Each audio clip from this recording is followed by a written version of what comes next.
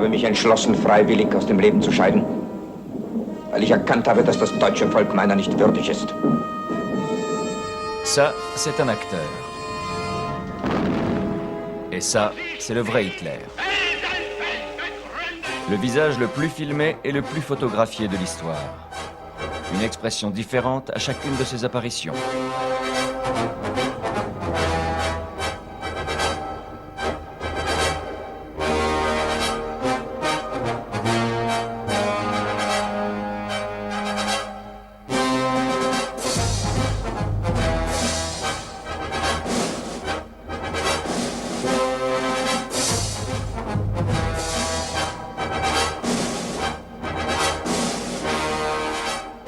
Le Führer a toujours raison.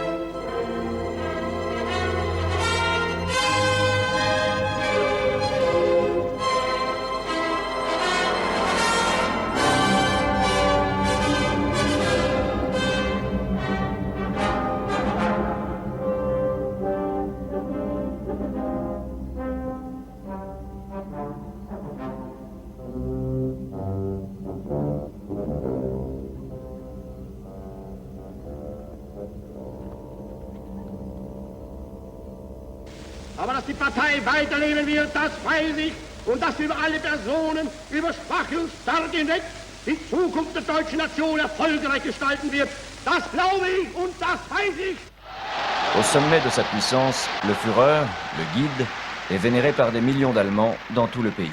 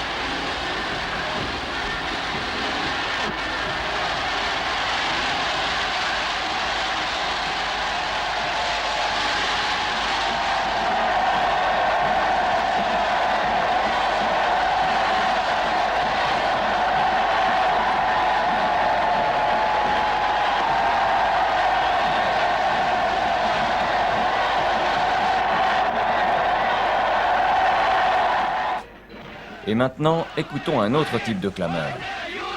Les cris de protestation de ceux qui ont attiré la haine du Führer. Voici les visages de quelques-uns qui ont résisté. Ils sont morts pour leur courage.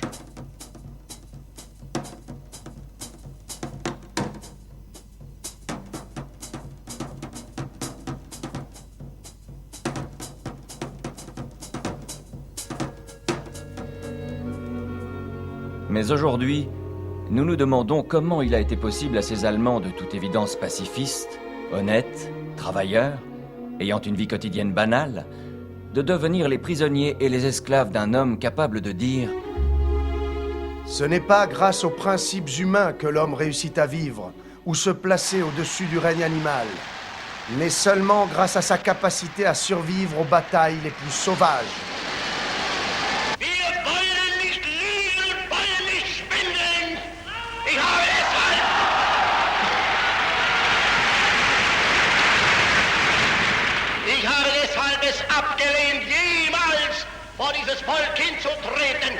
Mais que pensait réellement Hitler de ceux qui buvaient ses paroles et lui hurlaient leur approbation et leur soutien?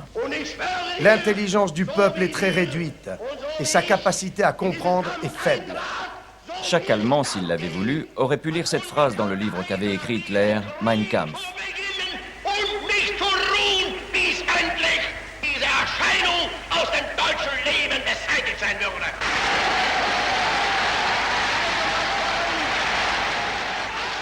Voilà l'homme qui promet au peuple allemand de devenir une race supérieure, la race des seigneurs, qui aurait pour objectif de dominer le monde.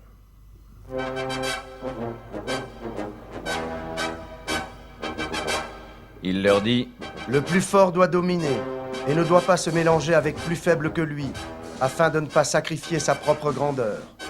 Seul celui qui est né faible peut penser que ce principe est cruel. » Comment tout cela a-t-il pu se passer? Qu'est-ce que tout cela signifiait pour le peuple allemand et pour le monde entier? Voilà ce qui nous intéresse aujourd'hui. Pour trouver quelques réponses à ces questions, il nous faut retourner dans l'histoire. Les archives sont fertiles en textes et en images, même durant la période du cinéma muet. La Grande Guerre est finie. L'Allemagne devient une république pour la première fois de son histoire. Le président du Reich s'appelle Friedrich Ebert. La misère est partout, la faim aussi, et la faim engendre la grogne, les troubles. L'héritage de la monarchie impériale du Kaiser pèse encore lourdement sur le pays. Le Parti social-démocrate modéré et les partis centristes des classes moyennes sont cernés par les extrémistes de droite et de gauche.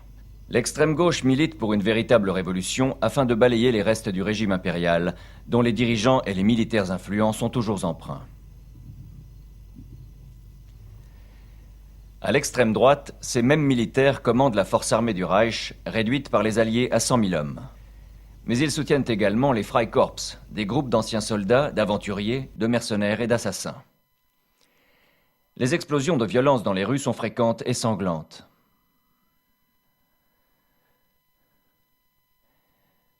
En janvier 1919, deux leaders de la gauche, Karl Liebknecht et Rosa Luxemburg, sont assassinés et leurs corps sont retrouvés dans un canal de Berlin, le Landwehrkanal. Pour beaucoup, à droite, le traité de Versailles, élaboré par les Alliés, est considéré comme un déshonneur national. Les démocrates allemands qui l'ont signé sont considérés comme des traîtres. La glorieuse armée allemande, disent-ils, n'a pas perdu sur le champ de bataille, elle a été poignardée dans le dos. Le mark s'effondre, c'est l'inflation. L'argent perd toute sa valeur. Il faut des millions de marks pour acheter une miche de pain. Et qui est responsable, demande la droite. Elle se déculpabilise en désignant des boucs émissaires. Les Alliés qui ont gagné la guerre, les démocrates sociaux, les francs-maçons, le pape et les juifs, bien sûr. C'est donc dans ce climat agité que la jeune République de Weimar, naissante, se débat pour faire ses premiers pas.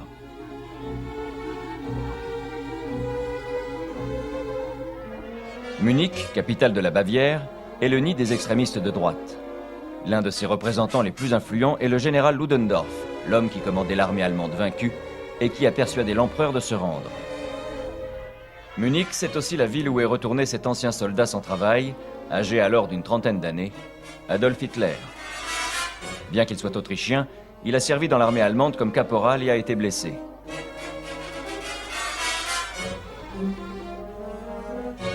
L'armée du Reich l'engage comme agent secret. Il est formé pour espionner un petit groupe de gens qui se retrouvent dans les arrière-salles de bars munichois et qui se nomme très vite eux-mêmes le Parti national-socialiste des ouvriers allemands.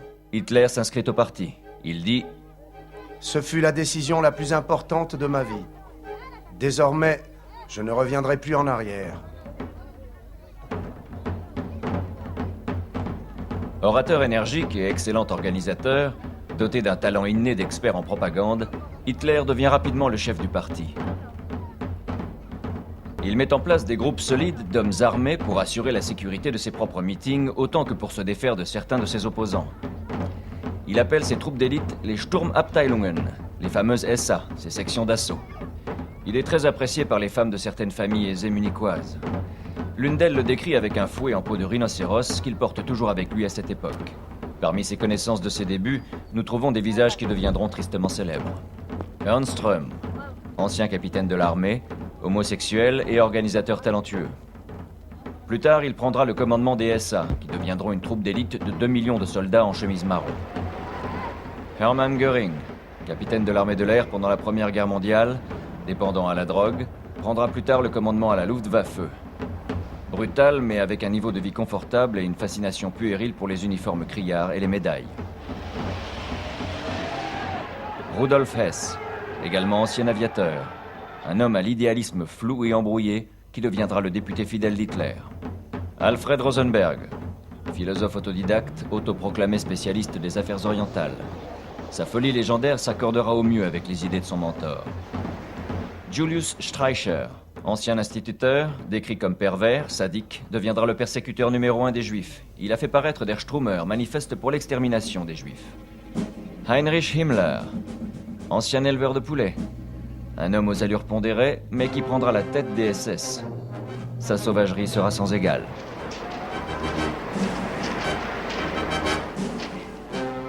Dr Joseph Goebbels, un intellectuel ambitieux et bon orateur, deviendra un brillant représentant de la propagande sous les ordres de son mentor.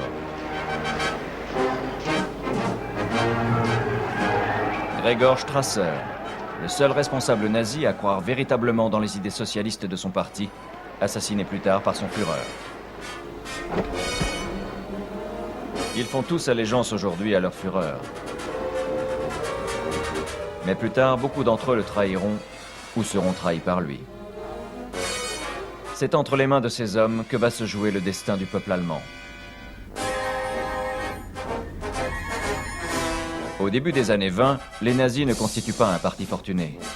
Excepté les 100 000 marks en or offerts par Fritz Thyssen, le grand industriel de la Ruhr, et quelques dons de certaines familles nantis, le parti dépend des fonds récoltés lors des souscriptions et des collectes organisées pendant les meetings. Frustré par le manque d'initiative des partis d'extrême droite, Hitler s'allie avec le général Ludendorff pour fomenter la prise du pouvoir à Munich par la force. Le 9 novembre 1923, ils organisent un putsch. La police ouvre le feu. Hitler est un des premiers à prendre la fuite. Seul Ludendorff continue l'action. 16 nazis sont tués. Le putsch est un fiasco. Dans les années qui suivent, Hitler commémorera le 9 novembre par des cérémonies de plus en plus importantes. Les 16 nazis tués sont élevés au rang de héros de la nation. La vérité est cachée et cède la place au mythe, et on célèbre la mort dans un rituel qui la sacralise. Une énorme tromperie destinée à la propagande. Theodor von der Pforten!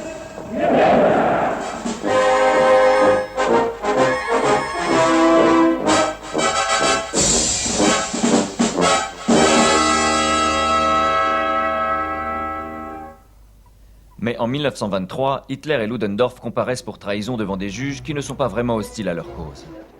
Hitler se sert du tribunal comme d'un catalyseur pour sa propagande, largement véhiculée par les comptes rendus des journaux. Le général Ludendorff est acquitté. Hitler lui-même est condamné à 5 années de détention dans la forteresse de Landsberg. Il y vit confortablement et commence à dicter l'écriture de Mein Kampf à Rudolf Hess, qui lui sert de secrétaire. D'autres collaborateurs, dont le père Stempler, plus tard assassiné lors de la nuit des longs couteaux, l'aident à mettre en forme le manuscrit. Après moins d'une année, Hitler est libéré. Mais le parti nazi est en ruine. Pendant ce temps, la jeune République de Weimar fait ses premiers pas et trouve des interlocuteurs bienveillants à l'étranger.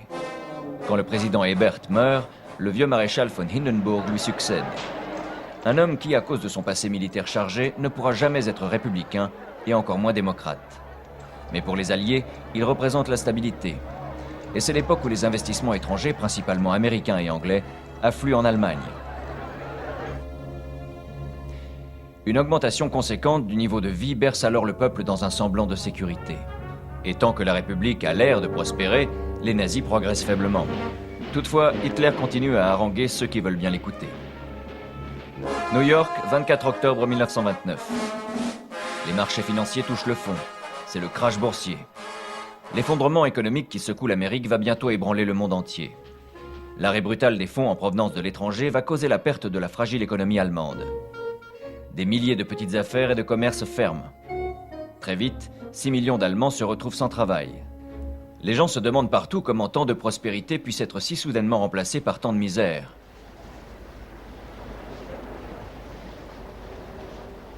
Mais Hitler se réjouit de la misère du peuple. Il y voit la chance inespérée de trouver de nouveaux adhérents. Il dit « Jamais dans ma vie je ne me suis senti aussi bien, apaisé et serein qu'à cette époque. » La propagande a un impact maximum sur un peuple déprimé par la faim et le chômage. La pauvreté attire la révolution. Les communistes aussi commencent à bénéficier d'un soutien croissant. Inquiets de cette montée de la gauche, nombre d'industriels, de banquiers, de propriétaires terriens allemands, sceptiques quant à l'avenir de la République, se tournent alors vers Hitler et sa milice privée de SA. Ils pensent pouvoir l'acheter et s'en servir pour écraser le péril rouge que représentent les organisations de travailleurs. Voilà donc les nazis qui reçoivent des fonds de l'industrie et de la haute finance et s'en servent pour mettre au point leur campagne de propagande. À chaque meeting, Hitler promet tout à tout le monde. Il promet de rebâtir une Allemagne puissante. Il promet du travail pour tous. Il promet un mari à chaque femme allemande. Il promet de déchirer le déshonorant traité de Versailles. Il promet d'éliminer la corruption au plus haut niveau. Il promet même d'augmenter le pouvoir des gros industriels et des financiers, ceux-là même qui payent pour sa campagne. Une promesse qu'il ne tiendra pas non plus.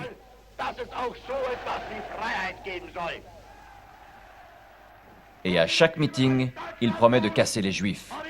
Ils sont responsables de tout, hurle-t-il. Voilà la seule promesse qu'il tiendra amèrement jusqu'au bout.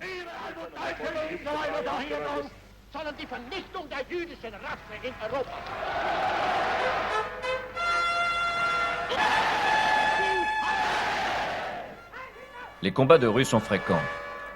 Parmi les têtes brûlées des SA, il y a un jeune étudiant crapuleux appelé Horst Wessel. Il a écrit les paroles d'une chanson destinée à son groupe local de SA. Il est retrouvé mort, assassiné dans la rue.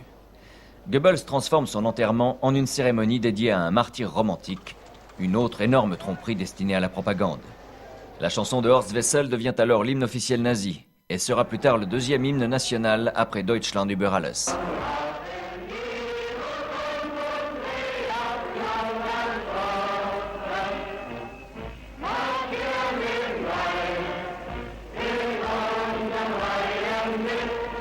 Dans les années qui suivent, l'Allemagne est divisée par des séries d'élections à répétition.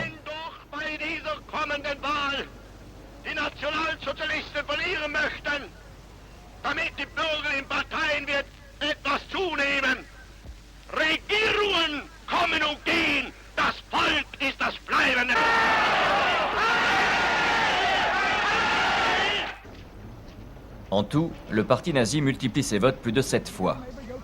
C'est maintenant le deuxième parti le plus important du Reichstag.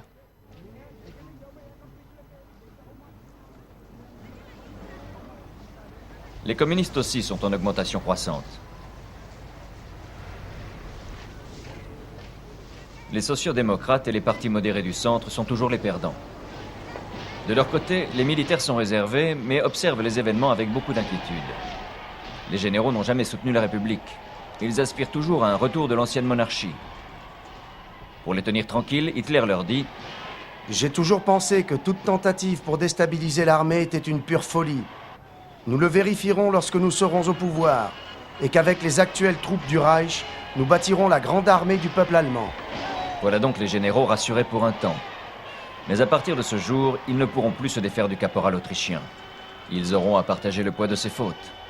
Quand arrive la prochaine élection présidentielle, Hitler se sent suffisamment fort pour se présenter face au vieil octogénaire Hindenburg, 84 ans, le père emblématique du peuple allemand.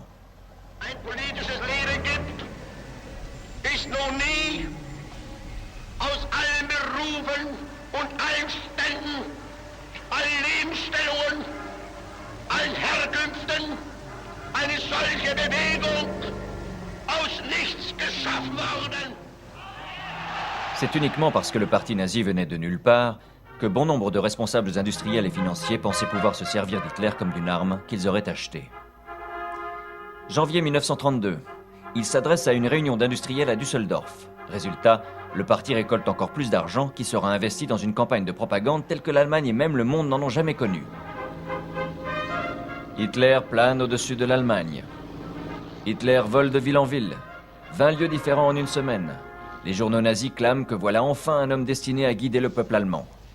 Mais malgré ce raz-de-marée de propagande, Hitler perd les élections. Cette propagande a toutefois eu des retombées. Le parti nazi continue de grossir ses rangs. Prochaine étape, le chancelier Brüning est poussé vers la sortie. Homme du parti centriste catholique, il s'était retrouvé au pouvoir à cause des lois d'urgence. La voie pour des hommes bien plus dangereux est alors ouverte.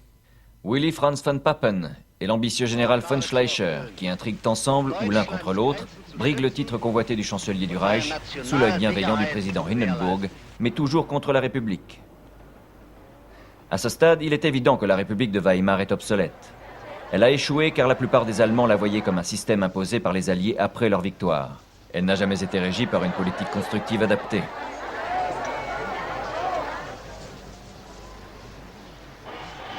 Trop de gens qui détenaient le pouvoir du temps du Kaiser étaient restés en place. Cela avait été, hélas, une république sans véritable républicain, une démocratie sans aucun démocrate.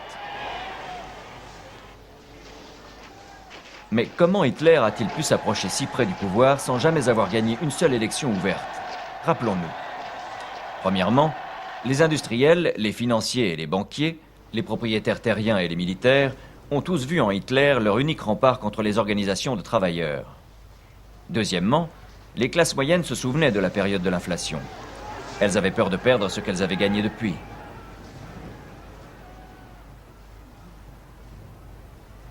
Troisièmement, beaucoup de sans-emploi en sont venus, par désespoir, à revêtir les chemises marron hitlériennes. 30 janvier 1933, Hindenburg cède aux pressions qui l'entourent de tous côtés. Adolf Hitler se voit enfin offrir le plus haut poste du pays à côté de celui du président, celui de chancelier du Reich. C'est ainsi que triomphe le vagabond venu d'Autriche, le bourreau des juifs et des socialistes, l'ennemi juré de la démocratie, l'adepte de la barbarie. Un homme qui a basé la totalité de son programme politique sur des mensonges et de la propagande, qui se voit uniquement comme le Führer d'une future race supérieure. On peut le contrôler, disent ceux qui lui ont mis le pouvoir entre les mains. On veut voir notre guide, implore la foule. Et voilà comment est né le Troisième Reich.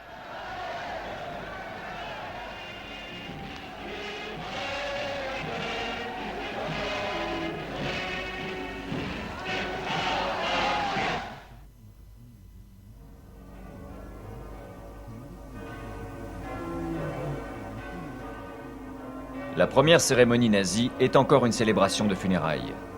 Les noms des morts importent peu et ne sont pas restés dans les mémoires.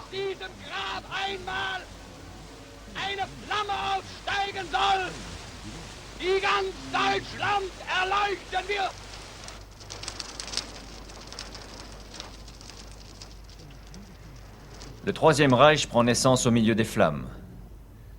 Le monde entier se demande si ce sont les nazis eux-mêmes qui ont mis le feu au Reichstag. C'est le début de la révolution communiste. Nous n'aurons pas de pitié. Tous les responsables communistes doivent être abattus sur le champ. Tous les députés communistes doivent être pendus cette nuit même. Bien sûr, il n'y a pas de révolution. Mais l'incendie a agi comme un déclencheur. Encore un énorme mensonge de propagande. Maintenant, la terreur nazie peut s'exprimer dans toute son ampleur. Les premiers camps de concentration apparaissent. On y enferme sans procès tous ceux qui osent s'opposer aux nouveaux dirigeants quand ils n'ont pas déjà été exécutés par les troupes d'élite.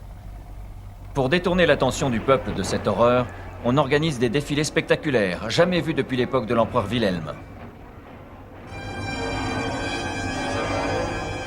Potsdam.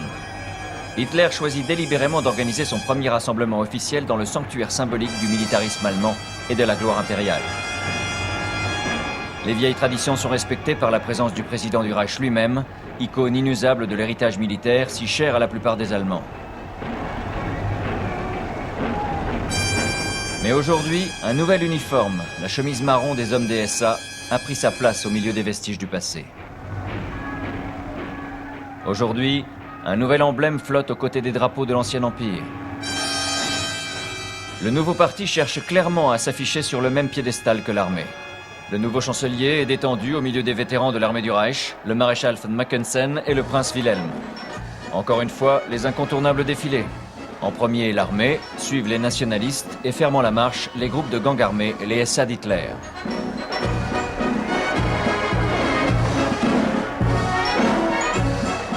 Deux jours plus tard, l'Assemblée du Reichstag se réunit dans son nouveau siège, l'Opéra Kröll. On doit y voter une loi totalitaire qui retirera tout pouvoir aux représentants du peuple. Hitler, en tant que chancelier, aura tous les pouvoirs. Le président du Reichstag, qui n'est autre qu'Hermann Göring, surveille les procédures avec des jumelles. Tous les députés communistes ont été soit arrêtés, soit assassinés. Parmi les nombreux autres partis, seuls les démocrates sociaux, par la voix d'Otto Wels, s'opposent à cette loi cruelle. Tous les autres votent avec les nazis.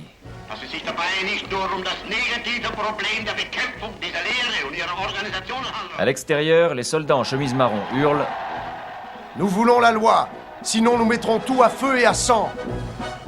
Et ils ont obtenu leur loi. Ainsi d'ailleurs que le peuple allemand tout entier. Tout de suite, Goebbels prend le contrôle de la presse et de l'information. La propagande a maintenant le pouvoir absolu. Chaque jour, les journaux se voient dicter ce qu'ils doivent écrire et comment l'écrire, et ce qu'il ne faut pas dire. La radio est entièrement sous contrôle. La plupart des producteurs de cinéma connaissent le genre des films que les nazis apprécient. Tous les scénarios sont maintenant soumis à la censure. Le choix des acteurs également. Dorénavant, le peuple allemand saura uniquement ce que le Führer veut bien qu'il sache. La propagande nous a portés au pouvoir. La propagande nous a permis d'y rester. La propagande nous permettra de conquérir le monde. Depuis ses premiers pas munichois, Hitler avait adopté comme emblème nazi un vieux symbole hindou, la croix gammée, la svastika. Il en fait dorénavant des millions de semblables.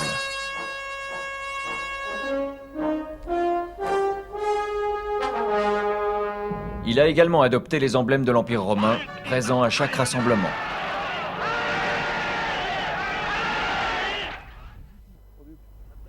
Et c'est à Mussolini qu'il a emprunté son salut fasciste. Le peuple est gavé d'imagerie et de slogans. Führer, commande-nous, nous t'obéirons. Le Führer a toujours raison.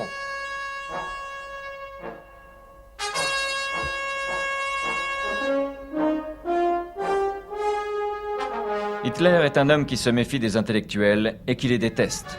Tous. Voilà pourquoi on brûle non seulement les œuvres des philosophes, scientifiques, médecins, poètes, auteurs et écrivains allemands, mais aussi celles des intellectuels du monde entier. Les étudiants et les miliciens obéissent aux ordres du Führer. Toute culture, à part la culture nazie, doit être détruite. Mai 1933. Jusqu'à maintenant, les nazis participaient traditionnellement à la fête du travail. Mais cette fois, ils vont la célébrer à leur manière.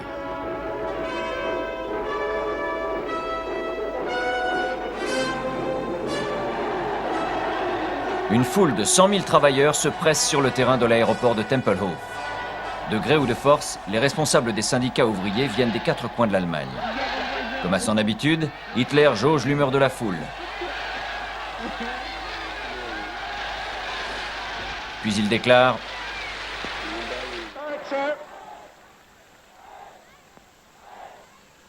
Deutsche Volksgenossen und Genossinnen.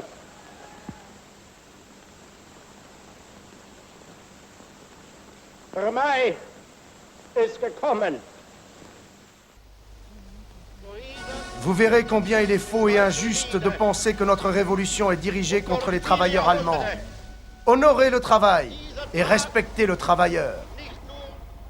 Dès le lendemain, des miliciens investissent les sièges de tous les syndicats, confisquent leurs fonds et envoient tous les responsables qui résistent en camp de concentration. Les syndicats sont totalement dissous. Le Front des travailleurs allemands est créé pour les remplacer. L'adhésion y est obligatoire et les travailleurs n'ont pas le droit à la parole. Le 14 juillet, le journal officiel annonce « Le gouvernement allemand a ratifié la loi suivante, publiée ci-dessous. Article 1. le Parti national-socialiste des travailleurs allemands est le seul et unique parti politique du pays. Maintenant, Hitler peut se permettre de parader. Und ich glaube nicht, dass die Gegner, die damals lachten, heute auch noch lachen.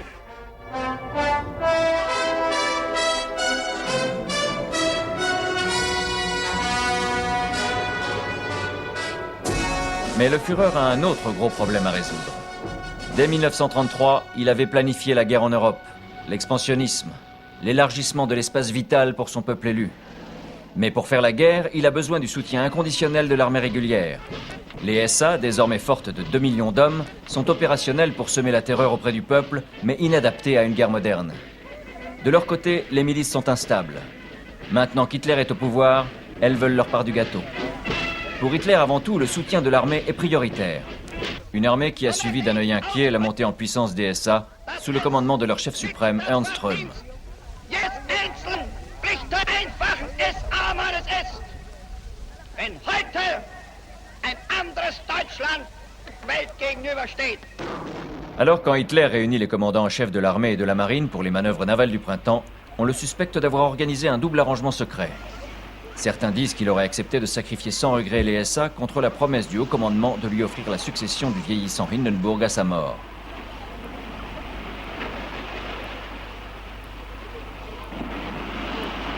Ce que Hitler avait caché, c'était le plan secret d'Himmler.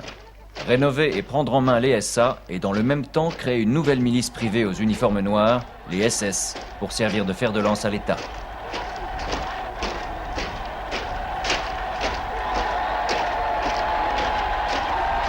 « 30 juin 1934, la nuit des longs couteaux. C'est l'une des plus terribles trahisons d'Hitler dirigée vers ses anciens amis. Ce ne sont pas seulement Röhm et plusieurs leaders des SA qui sont assassinés, mais également Gregor Strasser, le général von Schleicher et sa femme, ainsi que des centaines d'autres contre lesquels certains nazis nourrissaient des rancunes personnelles.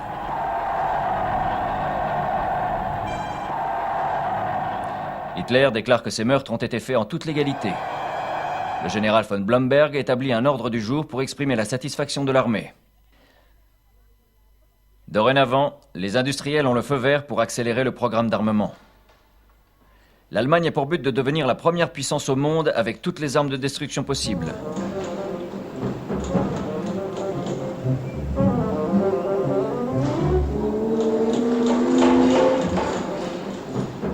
Le peuple découvre alors un nouveau slogan. Des fusils plutôt que du beurre.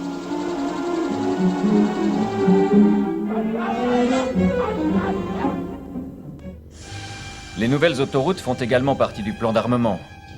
Des autoroutes aussi impressionnantes que celle-ci, si souvent admirées par ceux qui visitaient l'Allemagne, avaient été construites dans d'autres pays. Mais les Allemands, abusés par la propagande, croyaient que de tels projets avaient besoin d'un dictateur pour voir le jour. Pour Hitler, elles ont deux utilités. Ce sont des artères stratégiques pour la guerre qu'il prépare et un moyen rapide pour employer les chômeurs. À la mort du président Hindenburg, Hitler s'empresse d'annoncer qu'il cumulera désormais les fonctions de président du Reich et de chancelier du Reich, devenant le commandant en chef suprême des forces armées, le Führer tout-puissant du peuple allemand. Dorénavant, chaque officier et chaque soldat devront faire allégeance par serment, non à leur mère patrie, mais à Adolf Hitler.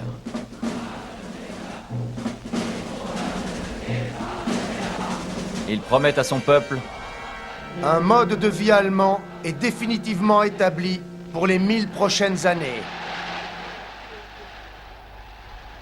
Il est aussi définitivement établi pour les Juifs qui vivent en Allemagne, objet particulier de la haine d'Hitler. Déjà lors de son ascension au pouvoir, il avait demandé le boycott national de tous les magasins juifs. Les antisémites partent en chasse. Les Juifs font l'objet de continuelles humiliations. L'obscène journal de Julius Streicher déverse ses inepties.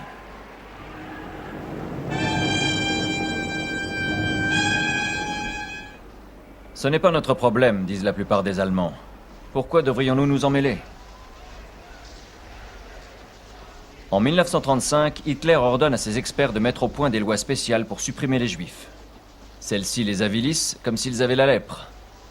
Qu'importe leur métier ou leur activité, on leur confisque pratiquement tous leurs biens. Certains avaient pressenti ce qui allait se passer et avaient pu quitter le pays.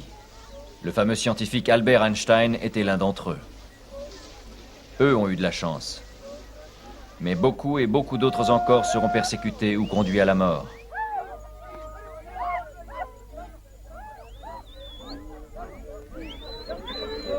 Les Juifs ne sont pas les seuls à être déportés dans les camps, dont le nombre augmente sans arrêt.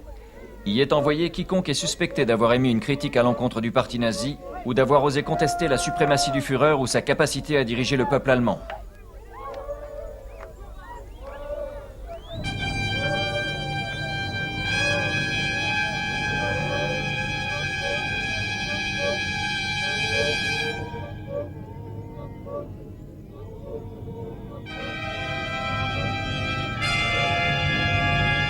Nous voici à Berchtesgaden, dans le chalet qu'Adolf Hitler s'est fait construire dans les montagnes bavaroises. Je suis le chemin de la Providence, avec l'assurance d'un somnambule.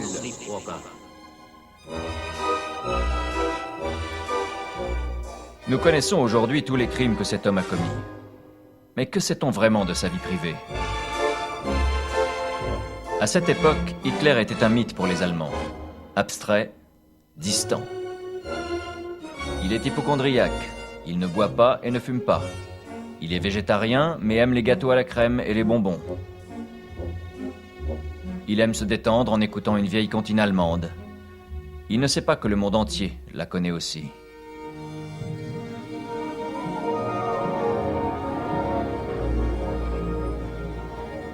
Soit il travaille intensément jusqu'au bout de la nuit, soit il ne travaille pas du tout. Soit il est replié sur lui-même, soit il parle des heures sans s'arrêter. Le voici qui reçoit la visite d'une délégation anglaise. Il n'est pas très ponctuel et il s'en va toujours précipitamment dans une voiture rapide. Il aime la vitesse. Himmler est le seul à savoir toujours où il se trouve.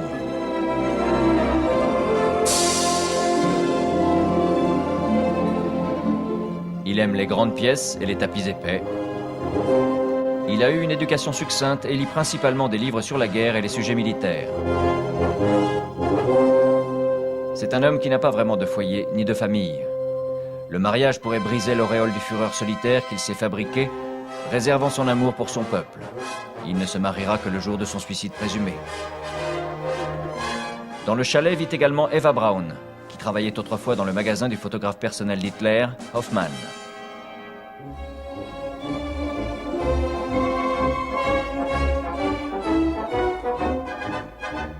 Plus jeune de 20 ans que le Führer, elle a succédé au premier et dit-on seul amour d'Hitler, Geli Rabau, dont il était terriblement jaloux.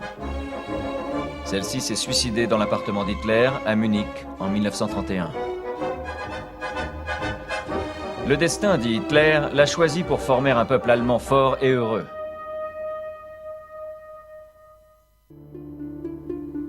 Des vieux membres du parti rendent visite au Führer au Berghof dans son chalet. Mais aucun d'entre eux n'est vraiment intime avec lui. Voici Goebbels, von Ribbentrop, le ministre des Affaires étrangères, à droite Himmler, au milieu Heydrich, son auxiliaire affable, au centre Speer, puis l'architecte d'Hitler. Martin Bormann, certains disent qu'il est toujours vivant. Hitler et Goebbels connaissent la valeur médiatique du penchant d'Hitler pour les animaux et les enfants. On le photographie en leur compagnie aussi souvent que possible. Il aime également être perçu comme un homme du peuple, bien que ses gardes SS ne soient jamais bien loin.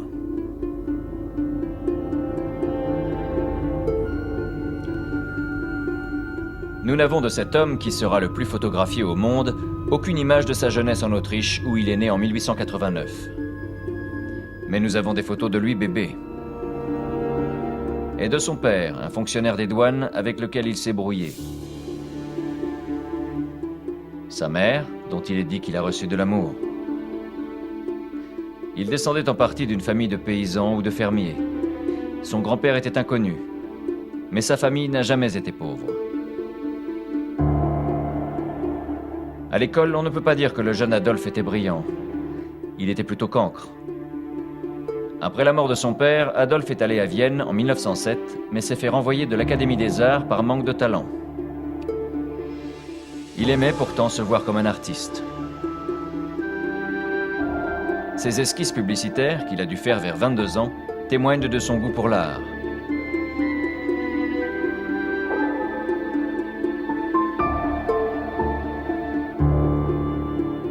Quelques années plus tard, se considérant toujours comme un artiste, Hitler choisit le type d'art que les Allemands doivent admirer.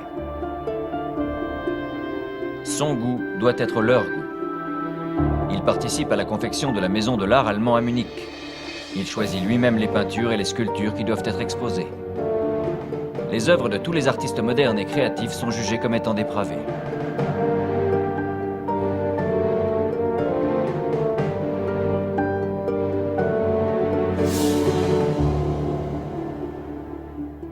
Le Führer a toujours raison.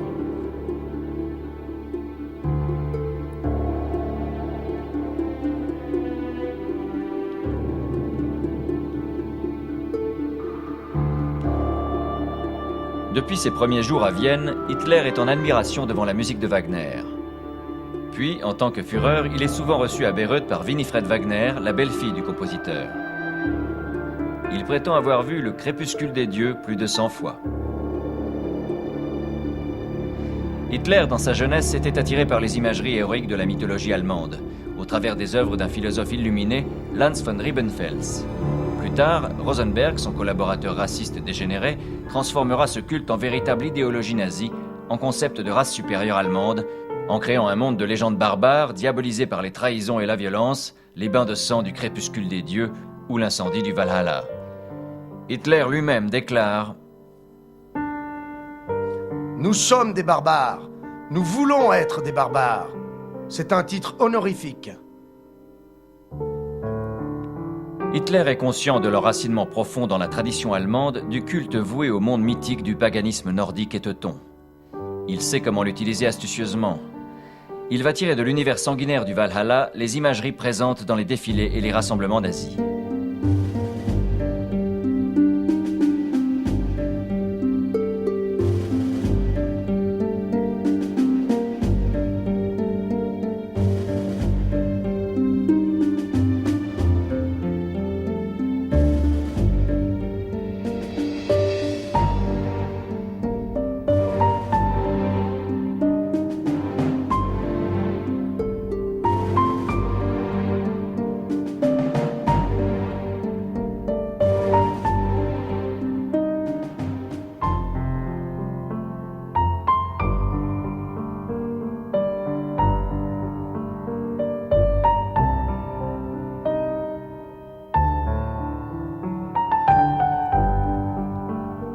L'admiration vouée à la traditionnelle puissance de l'Allemagne, toujours encouragée pour s'adapter au pouvoir, est elle aussi détournée par Hitler pour servir ses objectifs.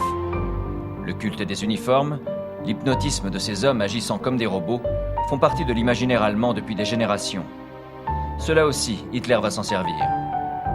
Le pas de loi va transformer les êtres humains en véritables machines à tuer sans âme, qui ne se posent aucune question et obéissent aveuglément à leur chef.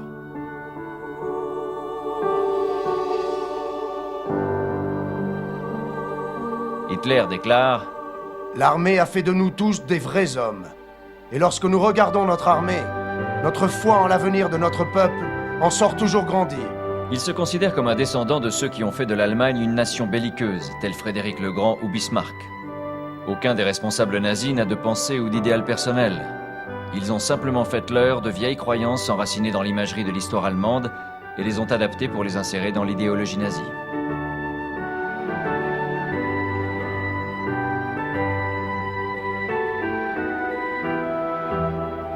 La lutte est mère de toutes choses. La vertu baigne dans le sang.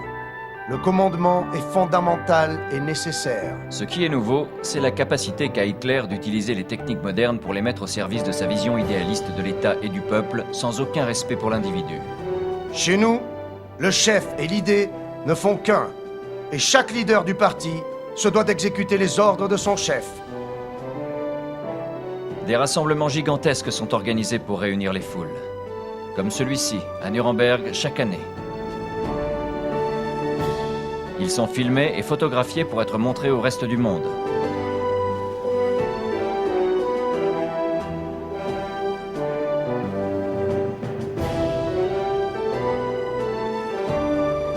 Et beaucoup de visiteurs étrangers sont impressionnés.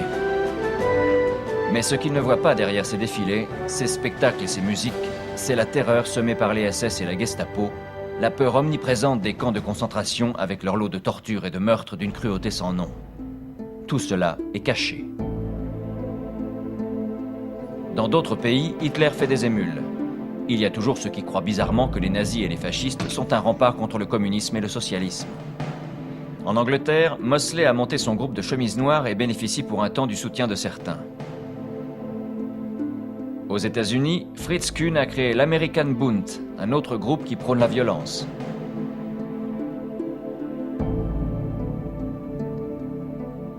En France, les croix de feu apparaissent. En Belgique, De Grelle et ses rexistes suivent les mêmes dessins fascistes. Le culte de la violence reste une menace qui peut toujours surgir, à tout instant, dans n'importe quel pays.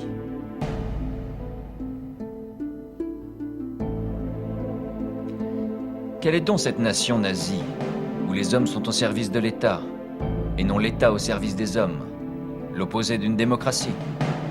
Tout d'abord, il faut bâtir l'unité de la nation tout entière avant de pouvoir faire une guerre totale. Le nazisme est diffusé dans les écoles et les universités, dans les églises, dans les tribunaux, dans les arts et la culture, dans l'agriculture et l'industrie. On inculque le nazisme dans le berceau et on l'emporte dans le tombeau.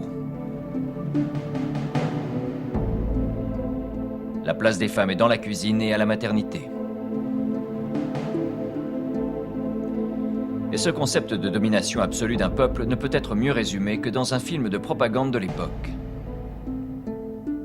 Nous élevons nos enfants dans la perspective d'une vie saine. Avec des principes fondamentaux clairs, la jeunesse est bien armée dans la vie. Le sport endurcit le corps. La camaraderie est une étape vers le communautarisme populaire. Notre jeunesse connaît son objectif, sa grande responsabilité pour les générations à venir. Ce ne sera plus par accident, mais sciemment, qu'une personne saine trouvera une autre personne saine pour faire un bon mariage heureux.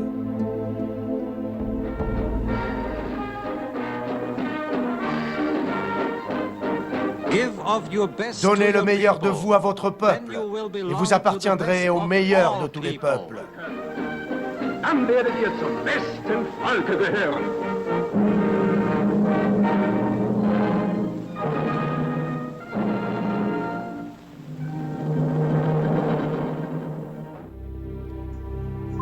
L'Allemagne appartient à Hitler désormais. Pour lui et pour le monde. 17 mai 1933, il déclare que l'Allemagne n'aspire qu'à la paix. Entamer une guerre serait une folie insensée. Elle ne mènerait qu'à l'effondrement de l'ordre aujourd'hui établi dans la société. L'Allemagne a besoin de paix. 5 mois plus tard, l'Allemagne se retire de la Société des Nations. Elle signe un pacte de non-agression avec la Pologne. Avec les Britanniques, elle signe un traité maritime qui ouvre la voie à une marine allemande puissante.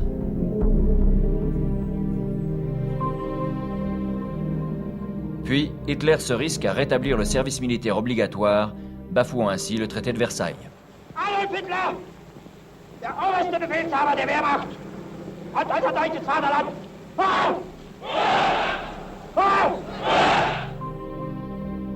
Mars 1936. Les troupes allemandes se déploient dans les pays du Rhin. Nous savons aujourd'hui que si la France avait osé engager le moindre combat, les Allemands se seraient retirés sur le champ. Cette même année, les Jeux Olympiques doivent avoir lieu à Berlin. Les nazis vont donc s'en servir pour faire une gigantesque campagne de propagande.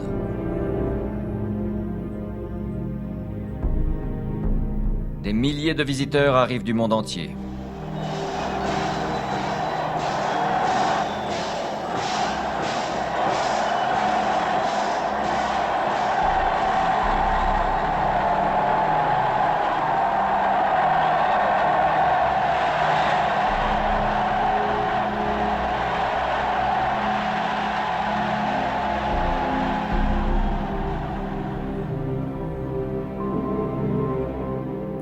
Certaines délégations sportives étrangères rendent hommage au Führer allemand.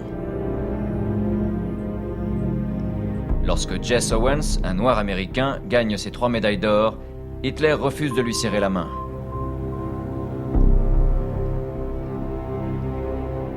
Pendant que le monde a les yeux tournés vers le sport, le général Franco, un nouveau dictateur en puissance sur la scène européenne, prend la tête d'une rébellion armée contre le gouvernement républicain espagnol.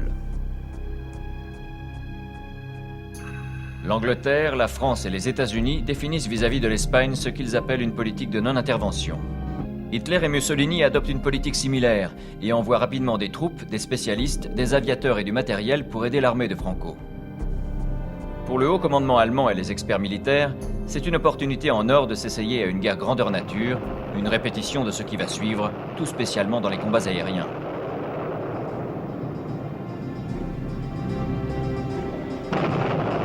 L'impressionnante pluie de bombes meurtrières lâchées par les avions allemands sur le petit village sans défense de Guernica émeut le monde entier.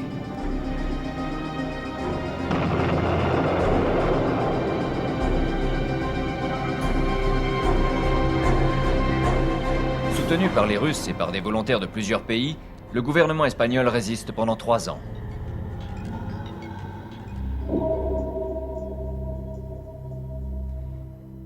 La Légion Condor de la Luftwaffe allemande, formée spécialement pour se battre en Espagne, rentre à Berlin triomphante.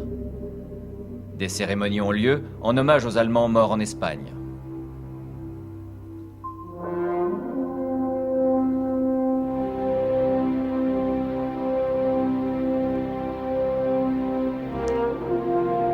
« 1937, le Führer accueille Mussolini, son voisin dictateur.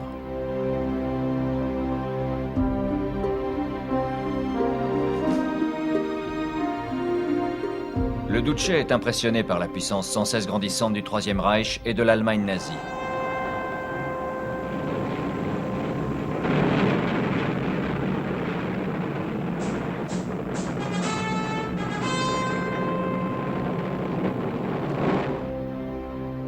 Lors d'un grand rassemblement à Berlin, Mussolini remercie l'Allemagne pour son aide durant sa guerre cruelle en Abyssinie.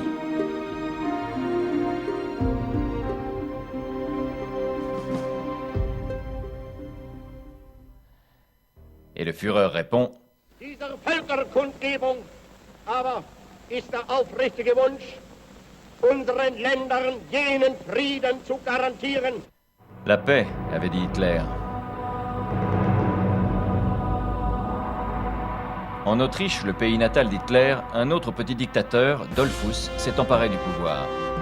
Il a disloqué les organisations ouvrières, mais seulement pour ouvrir la voie aux nazis autrichiens. Dollfuss est assassiné. Lorsque Schuschnigg, le nouveau Premier ministre, tente désespérément un va-tout en organisant un scrutin général, Hitler donne l'ordre à son armée de marcher sur l'Autriche. J'ai l'intention d'envahir l'Autriche avec les forces armées, afin d'établir un État constitutionnel et de protéger la population pro-germanique contre les agressions. Je dirigerai personnellement l'ensemble de l'opération. À peine 3 ans auparavant, il avait déclaré: Quiconque se lancera dans une guerre en Europe ne pourra rien espérer d'autre que le chaos. Encore et toujours la technique de la tromperie. Une expression de paix sur un visage guerrier. Des millions d'Autrichiens accueillent le Führer à Vienne, la ville qu'il avait quittée alors jeune homme amer et frustré. Seules quelques 67 000 personnes ont d'abord dû être arrêtées par les SS d'Himmler. 14 mars 1938, Hitler surplombe la foule et lui dit: Je crois que c'était la volonté de Dieu d'envoyer un jeune Autrichien en Allemagne pour le faire grandir et l'élever à être le leader de la nation, dans le but de revenir guider son pays natal pour l'intégrer au Troisième Reich. Die Nationalsozialistische Partei und die Wehrmacht unseres Reiches, Sieg heil!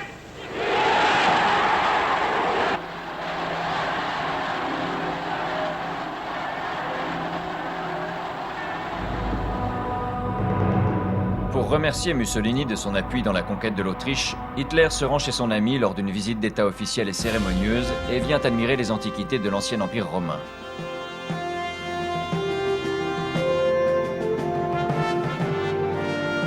Comment un tel homme peut se détendre lors d'un banal voyage à l'étranger et souhaiter dans le même temps d'autres conflits en Europe?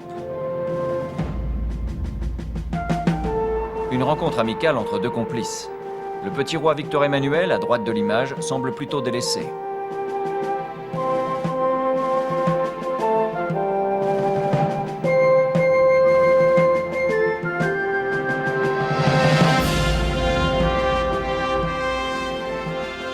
paix, avait dit Hitler. Prochaine étape, la Tchécoslovaquie. Je donne ma parole d'honneur que la Tchécoslovaquie n'a rien à craindre du Troisième Reich. Mais aujourd'hui, Hitler déclare: J'ai pris la décision irrévocable d'écraser la Tchécoslovaquie par la force armée dans un futur proche. Le Premier ministre britannique, Chamberlain, pense être en mesure de sauver la paix. Il s'envole pour Munich avec Daladier, le Premier ministre français, pour tenter d'arrêter la guerre en Tchécoslovaquie. Le 29 septembre 1938, un accord est signé par 4 hommes. Hitler reçoit les territoires sudètes ainsi que les points stratégiques de défense et l'industrie lourde. Les Tchèques, dont on vient de sceller le destin, ne sont même pas présents. On vient d'offrir à Hitler une victoire sans une goutte de sang versée. À cet instant, tous ceux qui dans l'histoire du monde croyaient dans la liberté et dans la justice baissèrent la tête de honte. 6 mois plus tard, Hitler brise l'accord de Munich. Son armée et les SS envahissent toute la Tchécoslovaquie. Celle-ci devient la première démocratie en Europe à être assujettie à l'État allemand.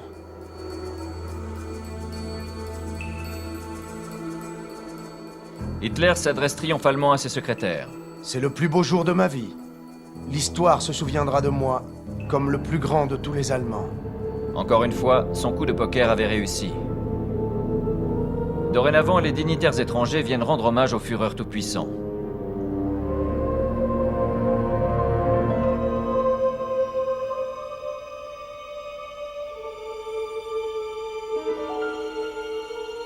Mais que peuvent-ils dire sur ce qu'Hitler a fait pour son peuple ? En 7 ans, il a récupéré les pays du Rhin, déchiré le traité de Versailles, annexé l'Autriche, occupé la Tchécoslovaquie, est devenu ami avec Mussolini en Italie et Franco en Espagne, et s'est allié avec le lointain Japon.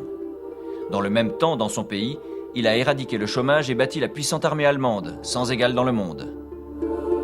Mais les Allemands ne réalisent pas que tout ça est arrivé uniquement par les tromperies, le chantage, les mensonges, la violence sur la loi et les assassinats.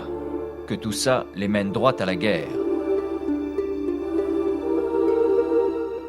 Le peuple allemand, dont la plupart est politiquement immature et endormi, hypnotisé par les informations de propagande et les mouvements de foule répétitifs, s'en remettent à leur chef adoré comme des moutons à leur berger.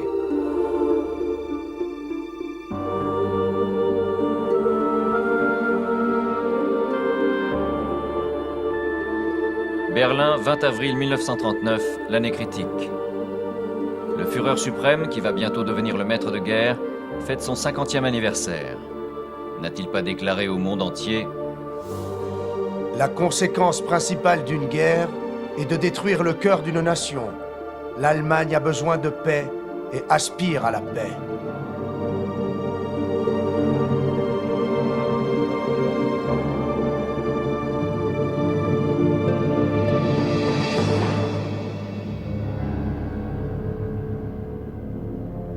Le ciel de l'Europe s'est fortement assombri et même Chamberlain est très inquiet. Le président Roosevelt envoie une recommandation spéciale aux 2 dictateurs afin de préserver la paix en Europe. Hitler y répond en négligeant d'éclaircir le moindre point.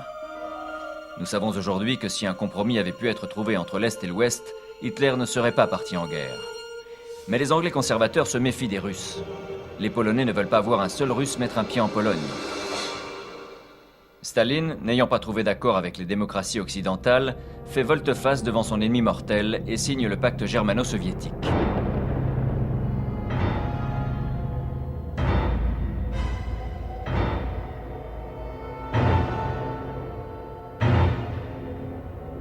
Ainsi, le maître de guerre se voit obtenir tout ce qu'il veut.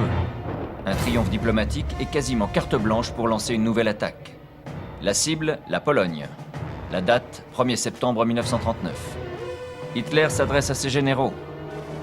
J'inventerai une raison destinée à la propagande pour faire la guerre, qu'elle soit plausible ou pas. On ne demande pas au vainqueur s'il a dit la vérité. Quand on décide et qu'on s'engage dans une guerre, ce n'est pas la raison qui importe, c'est la victoire. Désormais, Hitler, le maître de guerre, se charge de définir la stratégie militaire en personne. Il donne à ses officiers le message suivant. Que vos cœurs soient sans pitié. Soyez cruels. 80 millions de personnes se doivent d'obtenir ce qui leur revient. Soyez féroces. Le plus fort a toujours raison. C'est ainsi qu'avec une cruauté froidement planifiée, la volonté d'un seul homme va déclencher la plus violente et la plus sanglante de toutes les guerres. Les civils vont en souffrir autant que les militaires. Un flot incessant de millions de sans-abri et de gens affamés s'écoule le long de toutes les routes d'Europe.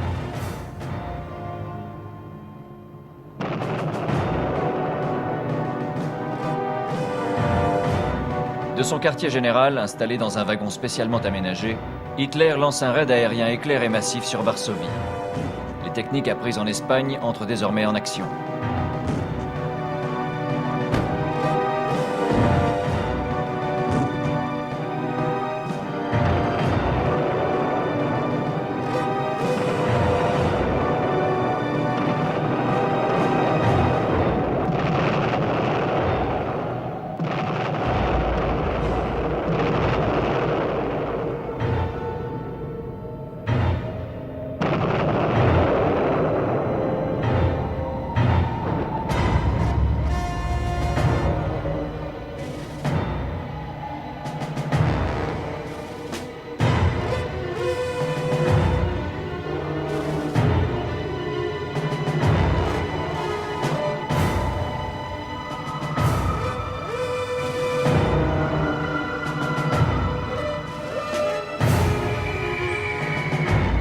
Tous les hommes capables de commander en Pologne doivent être éliminés. Tous ceux qui les suivent doivent être éliminés à leur tour. Inutile de les envoyer dans les camps de concentration du Reich. C'est le début des exécutions arbitraires, les premières sur les millions à venir. Après le génocide polonais, la guerre éclair est lancée à l'ouest. Le Danemark, la Norvège, la Belgique et la Hollande sont attaqués. La violation de la neutralité en Hollande et en Belgique est insignifiante. Personne ne s'en souciera une fois la victoire acquise.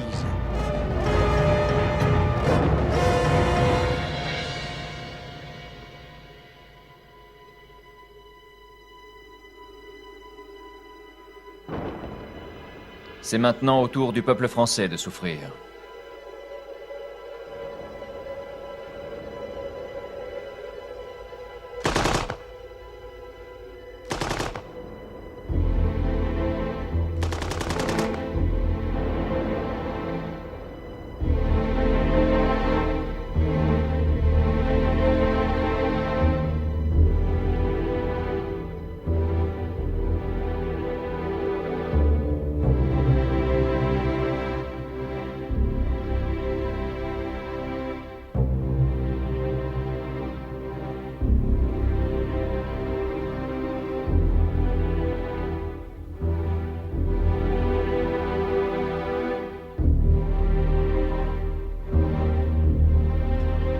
Interview.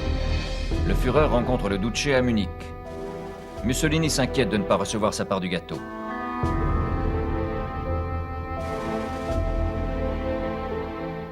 Selon les ordres d'Hitler, l'armistice est signé dans le même wagon utilisé lors de la reddition allemande en 1918, au même endroit, dans la forêt de Compiègne. Un goût de revanche.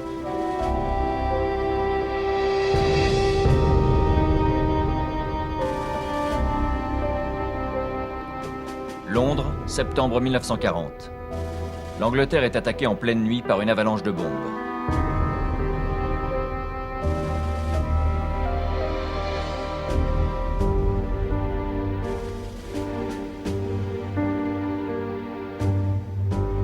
Au même moment, des groupes de sous-marins menacent les lignes de défense anglaises dans l'Atlantique.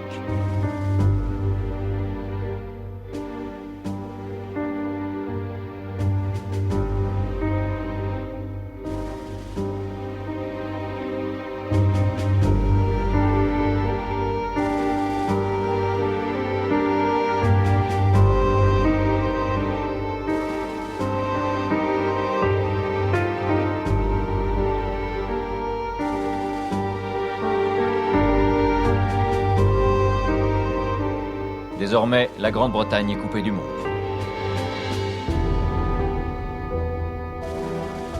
La situation en Angleterre est sans espoir. Nous avons gagné la guerre.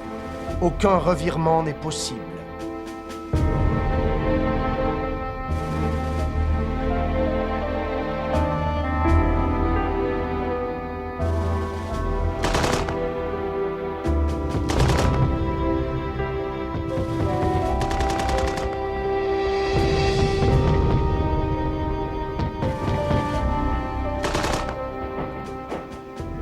Mais le soi-disant maître de guerre se trompe. En plein jour, les combattants anglais parviennent à nettoyer leur ciel de la Luftwaffe de Göring.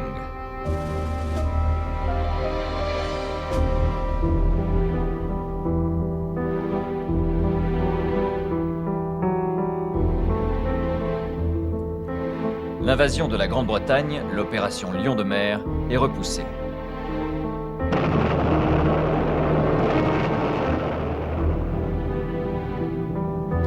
Dans son quartier général, Hitler est en discussion avec son haut commandement. Ou plutôt, il leur donne ses ordres.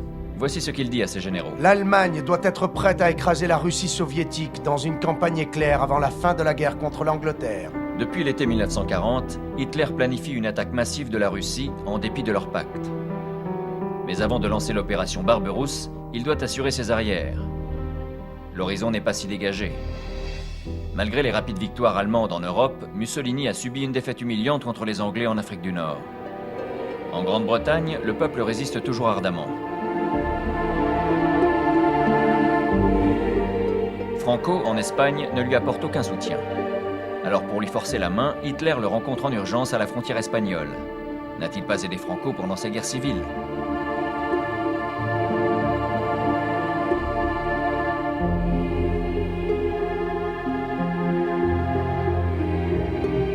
Mais bien que les dictateurs s'entretiennent pendant 9 heures et malgré tous les sourires et les poignées de main sous l'œil des photographes de propagande, Franco ne veut pas s'engager dans la guerre. Puis, c'est au tour du vieux maréchal Pétain de signer un accord félon. Mais lui non plus n'engagera pas la France dans la guerre contre l'Angleterre. Ensuite, à Florence, Hitler rencontre Mussolini qui a voulu envahir la Grèce sans l'avertir et essuyer un revers. Le Führer décide alors d'envahir la Yougoslavie et la Grèce avant de lancer son offensive en Russie. L'opération Barberousse est retardée de 4 semaines. La Bulgarie, la Roumanie et la Hongrie deviennent toutes des nations satellites de l'Allemagne. La croix gammée flotte désormais sur l'acropole d'Athènes. Le Führer est bientôt prêt à s'installer dans son nouveau quartier général, le Wolfschanze, la tanière du loup, près de Rastenburg, dans une forêt isolée de l'Allemagne de l'Est. C'est de là qu'il dirige les opérations stratégiques de la Grande Bataille de Russie. Sur un front de plus de 1500 km, de la Baltique à la mer Noire, les divisions allemandes lancent l'offensive.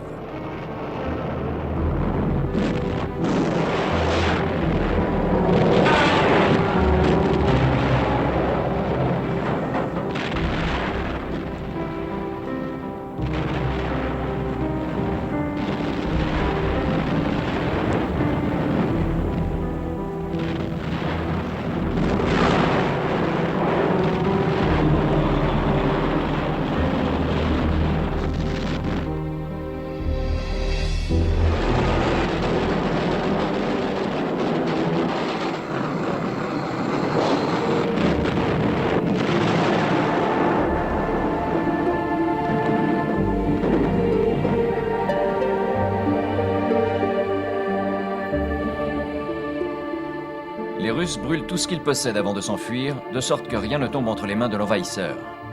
C'est ce qu'ils appellent la stratégie de la terre brûlée.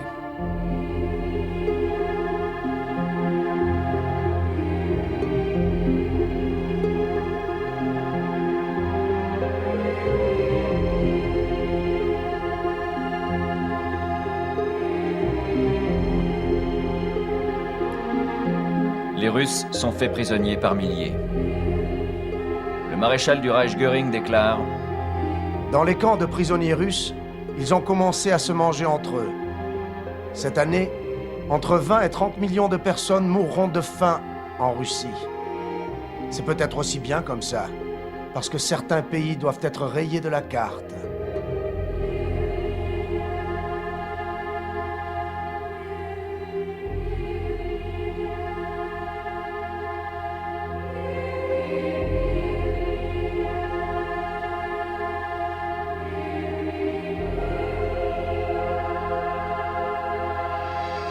En 3 mois, la chute des 2 plus grandes villes de Russie semble promise.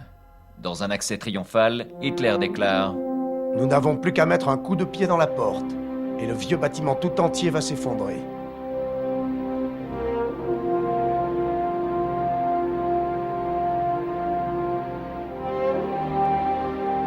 Et le Führer n'a-t-il pas toujours raison? Mais aucune ville ne tombe. l'armée rouge combat avec une férocité que les armées allemandes n'ont jamais rencontrée auparavant.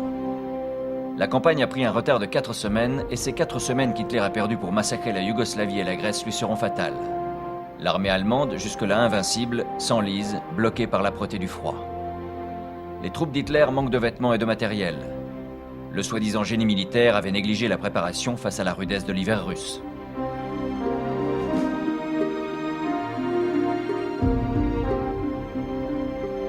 Dans son QG de Wolfschanze, Hitler revoit certains de ses généraux et prend lui-même le commandement en chef. Il s'explique. La mission d'un commandant en chef est d'entraîner une armée vers l'objectif national-socialiste. Je ne connais aucun général capable de le faire aussi bien que moi. C'est pourquoi j'ai décidé de prendre le commandement moi-même.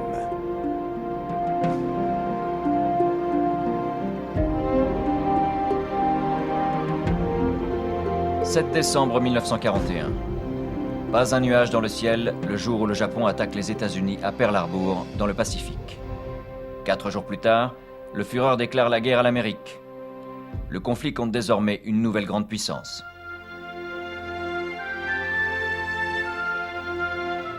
Pendant ce temps, l'ordre nouveau promis par Adolf Hitler est imposé de force dans tous les pays conquis en Europe.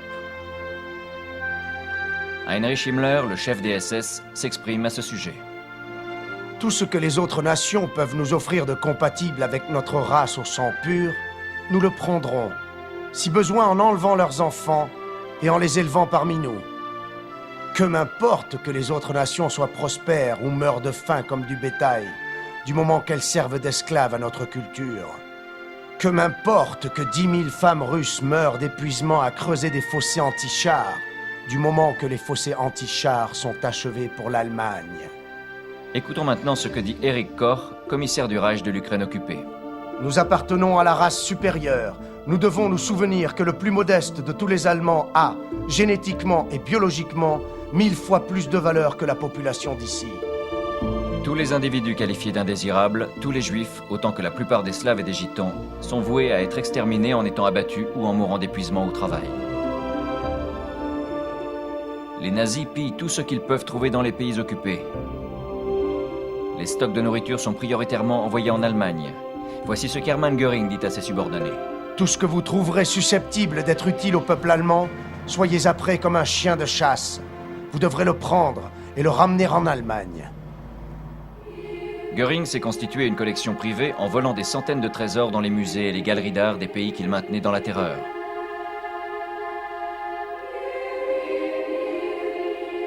Provenant de tous les pays occupés, des milliers et des milliers d'êtres humains sont envoyés en Allemagne pour y travailler de force dans les mines, dans les champs et dans les usines. Une énorme armée d'esclaves est ainsi formée pour travailler dans de terribles conditions au service de la race supérieure. 7,5 millions de civils venus de tous les pays d'Europe sont asservis au Troisième Reich, auxquels viennent s'ajouter 2 millions de prisonniers de guerre.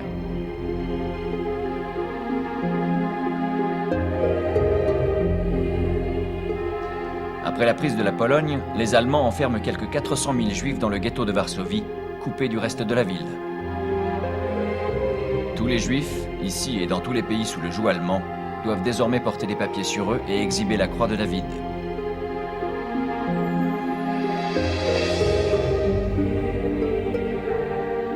Les restrictions de nourriture sont telles qu'elles suffisent à peine pour que la moitié d'entre eux survivent.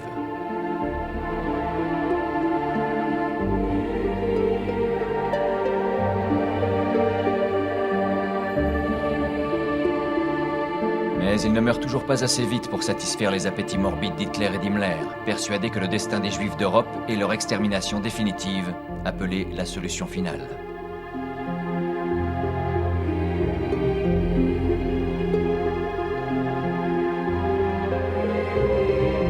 Chaque jour dans le ghetto, on rafle les Juifs dans leur maison ou dans la rue.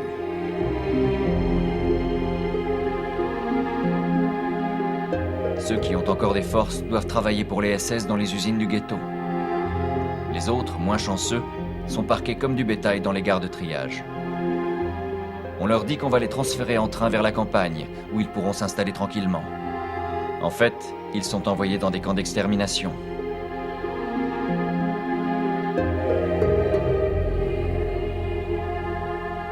De Pologne et de tous les pays de l'Europe nazie, des trains entiers roulent vers la mort. Ces images ont été prises en Hollande par un caméraman SS.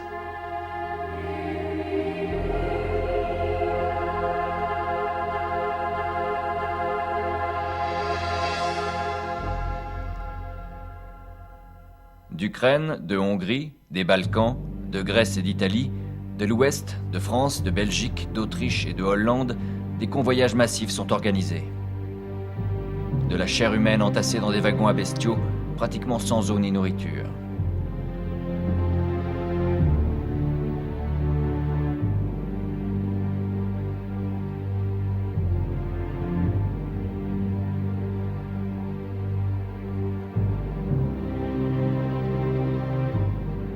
Des milliers meurent en route.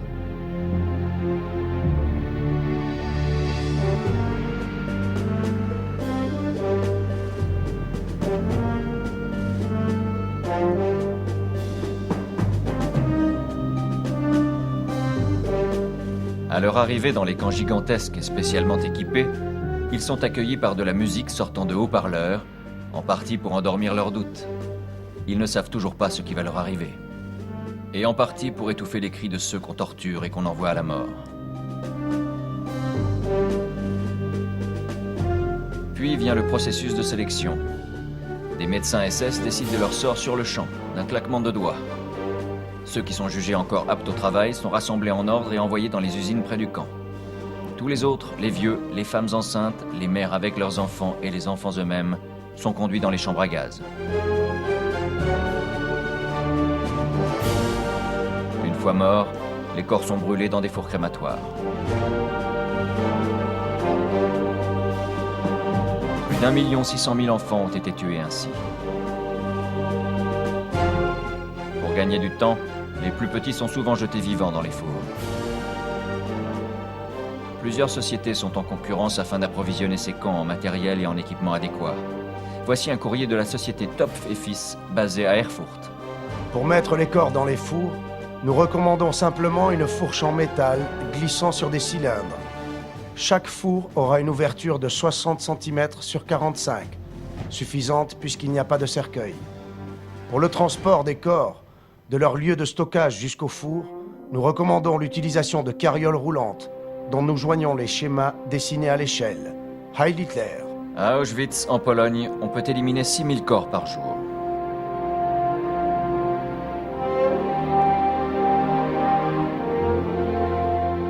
Pour ceux qui ne sont pas exécutés, il y a ce qu'ils appellent les expériences médicales, engendrant une souffrance inhumaine et une mort certaine. Hommes, femmes et enfants servent de cobayes pour la congélation, la castration, l'injection de cellules cancéreuses et autres. Des sociétés industrielles allemandes connues installent des usines à côté des camps pour bénéficier de cette main-d'œuvre bon marché. C'est une opération dont bénéficient à la fois les SS et les hommes d'affaires. Et il y a plusieurs business morbides dérivés. Une fois mort, un corps a des valeurs insoupçonnées. Les os, les cheveux, l'or des dentitions, même les membres artificiels sont tous collectés précieusement par les gardiens des camps pour être revendus. Pourtant, malgré toute cette barbarie et cette tyrannie bestiale, la résistance s'organise partout dans l'Europe occupée. Les gens commencent à se défendre avec un courage incroyable. Mais les Allemands répondent par des représailles sauvages. Heydrich, le protecteur sanguinaire du Reich, est assassiné. Des centaines de gens sont alors immédiatement exécutés. Mais l'une des plus terribles représailles est la destruction totale du village de Lidice, à côté de Prague, village qui n'a pourtant absolument aucun lien avec la mort de Heydrich.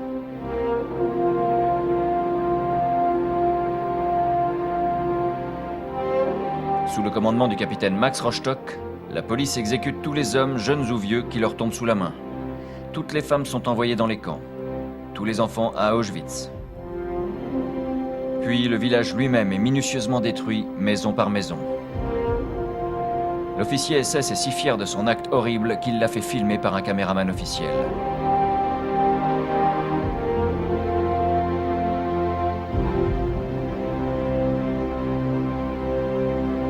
Finalement, le site sera rasé.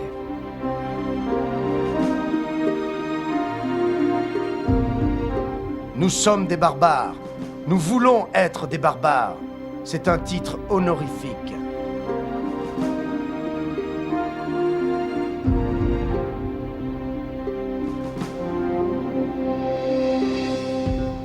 « 1942, l'année fatidique.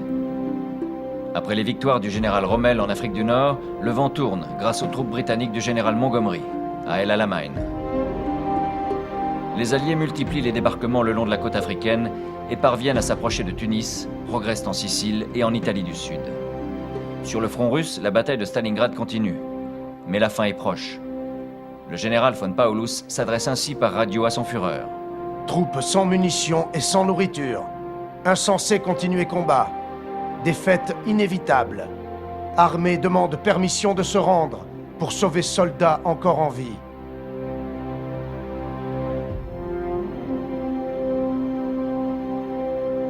Mais Hitler ne se soucie guère des vies humaines. Voici ce qu'il répond. Reddition interdite. La 6e armée devra tenir ses positions jusqu'au dernier homme, jusqu'à la dernière cartouche. Et leur résistance héroïque servira de manière inoubliable à l'établissement d'une ligne de front défensive et au salut du monde occidental. Le 31 janvier 1943, 91 000 soldats allemands, 24 généraux et le général von Paulus en personne se rendent. Si le Führer s'était préoccupé des vies humaines et s'il avait autorisé von Paulus à se rendre plus tôt, des milliers d'hommes allemands et russes auraient pu être sauvés.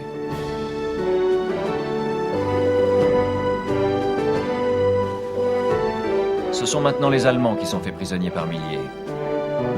Il est désormais évident pour le monde entier que l'invasion allemande est enfin stoppée. Évident pour tous, sauf pour les nazis qui agissent comme si El Alamein et Stalingrad avaient été des victoires allemandes.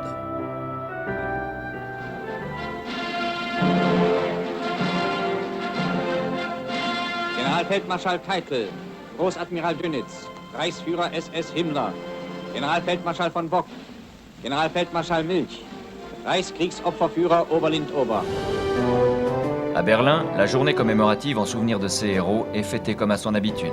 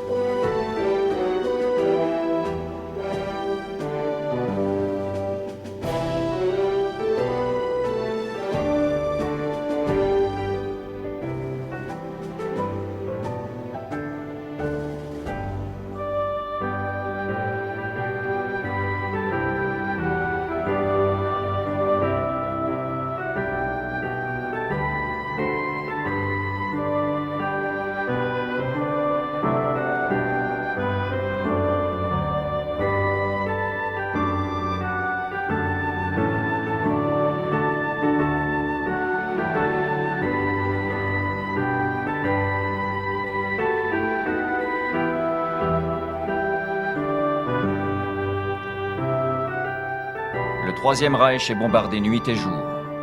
Berlin et d'autres villes allemandes subissent maintenant ce que la Luftwaffe a fait subir à Varsovie, Rotterdam, Londres, Coventry, Belgrade et tant d'autres villes.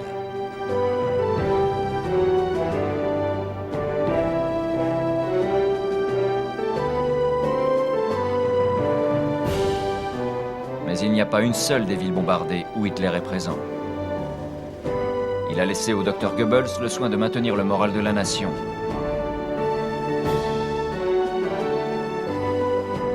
Exaltée par les promesses de débarquements alliés en Europe, la résistance des pays occupés s'enhardit.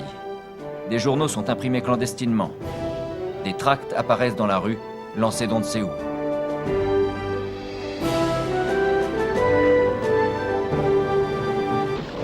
Des centaines d'opérations de sabotage sont menées.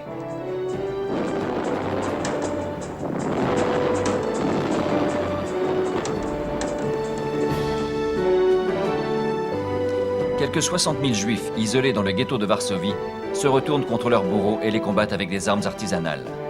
Une fois de plus, les représailles allemandes sont promptes et sanglantes. De Varsovie, le chef des brigades SS et major général de la police fait le rapport suivant. C'est pourquoi j'ai pris la décision de détruire la totalité du quartier juif, en mettant le feu à chaque immeuble. Les juifs se sont terrés dans leurs maisons, jusqu'à ce que la peur d'être brûlés vifs les amène à se jeter des étages les plus élevés. C'est la seule méthode efficace pour forcer définitivement ces résidus de sous-humanité à se rendre. L'ancien quartier juif de Varsovie n'existe plus.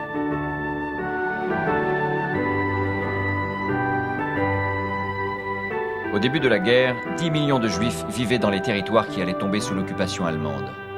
Toutes les estimations s'accordent à dire qu'au moins 5 millions ont trouvé la mort, à cause de la folie meurtrière d'un seul homme et de ceux qui l'ont suivi. Au sein même de l'Allemagne, la résistance au pouvoir nazi est apparue au premier jour du Troisième Reich. Mais la Gestapo et les SS ont muselé son développement par la terreur et la torture.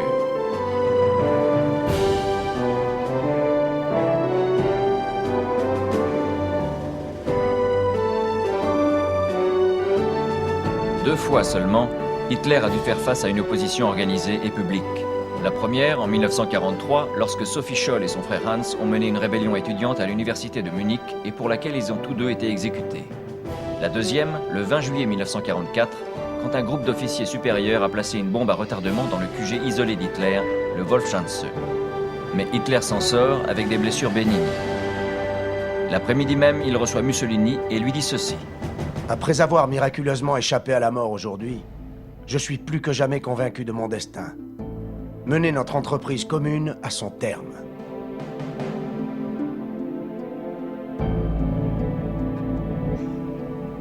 Mais les conspirateurs sont arrêtés et jugés lors d'un procès qui, bien que soumis aux règles nazies, est une énorme bouffonnerie sauvage et caricaturale de la justice, sous le contrôle de Roland Freisler, président notoire de la Cour du Peuple.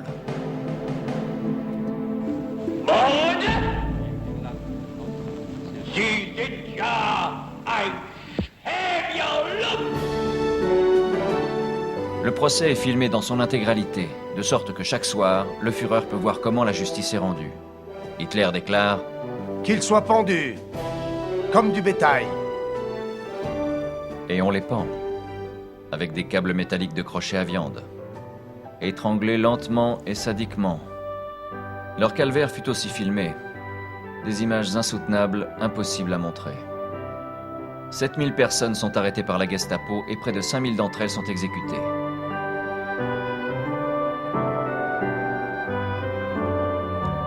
Jusqu'à la fin de la guerre, quelques 130 000 Allemands sont jugés en secret puis exécutés ou assassinés. Pour la plupart des ouvriers, mais aussi des prêtres, des médecins, des étudiants, des hommes et des femmes, de droite autant que de gauche. Une partie cachée de l'Allemagne dont la lutte doit rester dans l'histoire. Ils sont peu nombreux, mais leur martyre résonne encore aujourd'hui.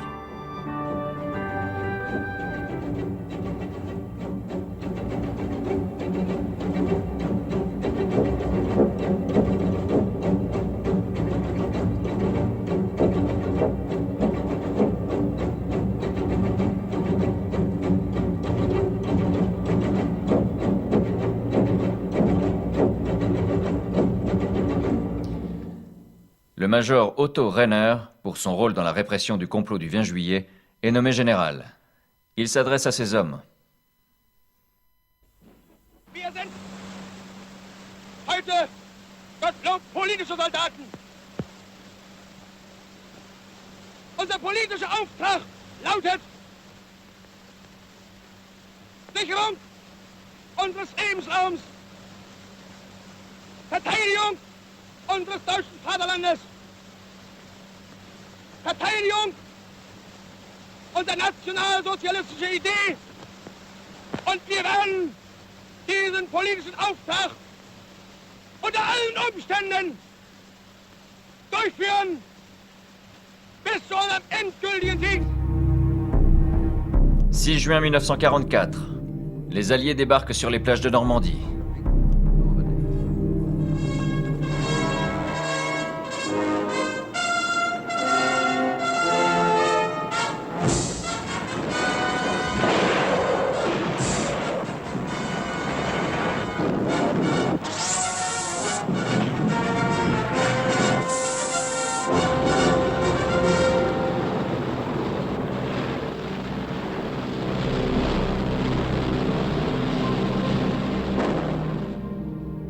Le génie militaire d'Hitler doit maintenant faire face à 4 lignes de front.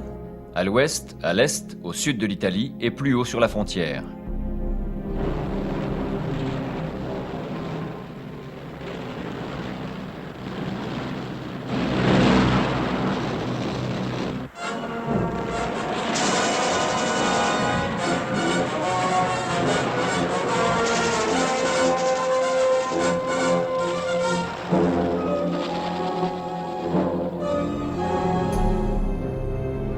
Pourtant, on continue de gaspiller les vies des Allemands dans cette bataille désespérée.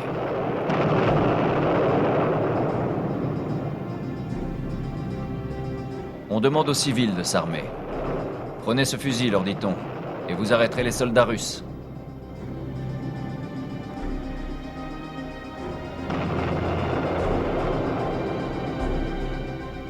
On enrôle même les très jeunes et les très vieux.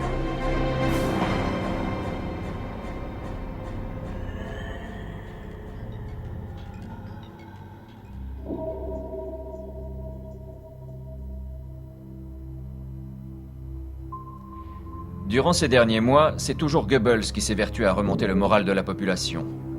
Beaucoup croient encore que le soi-disant génie du Führer va les sauver. Aufgeben werden und es verteidigen werden, wie eine Festung bis zum letzten Atemzug. Des armes secrètes, les missiles, sont lancés sur la Grande-Bretagne.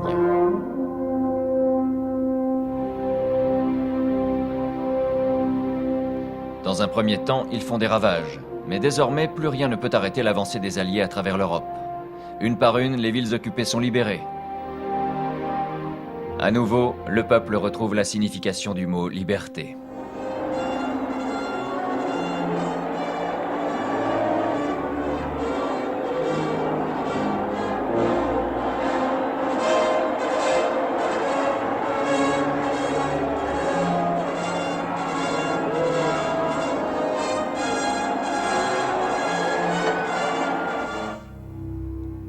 Une par une, les armées alliées progressent jusqu'au premier camp de concentration.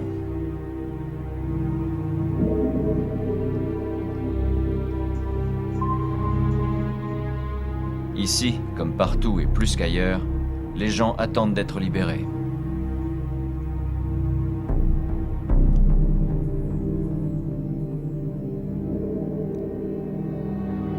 Le monde entier, hormis le Troisième Reich, découvre enfin l'indicible horreur de ce qui jusqu'alors était resté caché.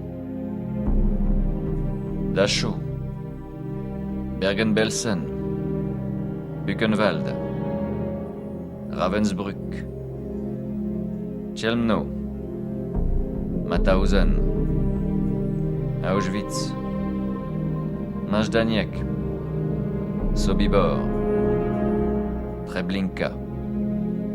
Et il y en a beaucoup. Et beaucoup d'autres. Chacun livre enfin ses secrets. Voici là une des parties, et non la moindre, de la dette importante que le Troisième Reich aura à payer. Pas pour l'argent, mais pour l'énormité des souffrances humaines au-delà de l'imaginable. Ressemble-t-il encore à des êtres humains ? Pour cet homme, le soldat qui le libère n'est-il pas juste un autre démon en uniforme venu le torturer ?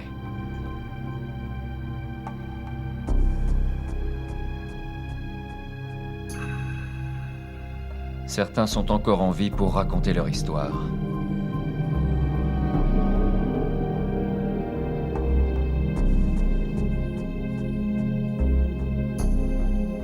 D'autres sont si faibles qu'ils n'ont plus la force de manger.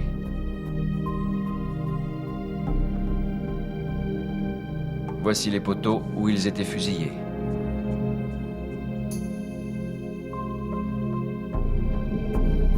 Là, ce sont les murs portant les empreintes des doigts de ceux qui cherchaient à se sauver de l'enfer des flammes.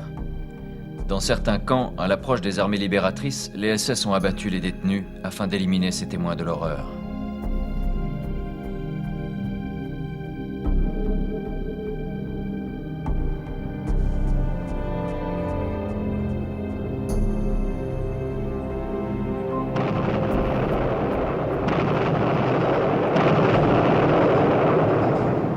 Ici, comme dans tant d'autres lieux, il ne reste plus qu'à mettre les corps sans sépulture dans une fosse commune. On comprend mieux aujourd'hui ce qu'Hitler voulait dire lorsqu'il déclarait « Nous sommes des barbares. Nous voulons être des barbares. C'est un titre honorifique. » Mais la guerre n'est pas encore complètement finie. Le Führer continue toujours à remettre des médailles. De même qu'il n'y a pas de film sur ses débuts, il n'y en a pas sur sa fin. Voici les dernières images que nous avons de lui. Il vit alors dans un abri souterrain, un bunker, 15 mètres au-dessous de la chancellerie du Reich à Berlin. Un homme malade et brisé, maintenu en vie par les médicaments. Les Russes sont aux portes de Berlin. Hitler donne des ordres pour organiser des liquidations et des destructions à l'intérieur de l'Allemagne. Son objectif final est d'entraîner le peuple allemand à périr avec lui, dans le brasier flamboyant du crépuscule des dieux. Il déclare « Si la guerre est perdue, la nation disparaîtra elle aussi. Ce destin est inévitable. Seuls les êtres inférieurs survivront après la bataille. Les bons auront tous été tués. » Aurait-il oublié ses propres paroles? Un mode de vie allemand est définitivement établi pour les 1000 prochaines années. Dans ses dernières volontés et son testament, il dit « Il est faux de croire que moi ou quiconque en Allemagne voulait une guerre en 1939. » Il aura donc menti jusqu'à la fin.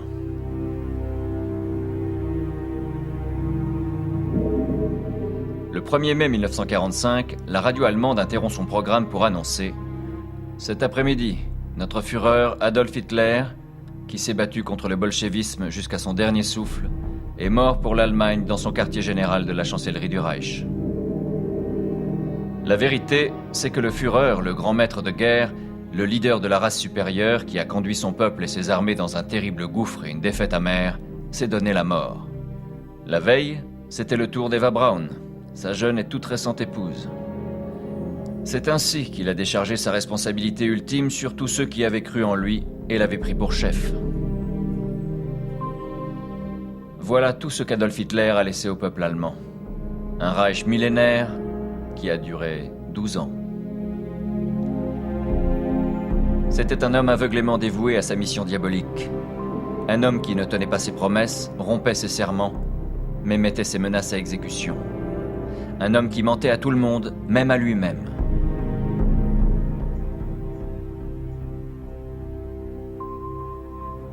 Mais Hitler ne serait jamais arrivé au pouvoir et ne l'aurait jamais gardé sans l'aide de ceux qui avaient voulu se servir de lui pour leur propre profit. Parce qu'il craignait un peuple libre. Et pour ça, un monde a été tout près de disparaître.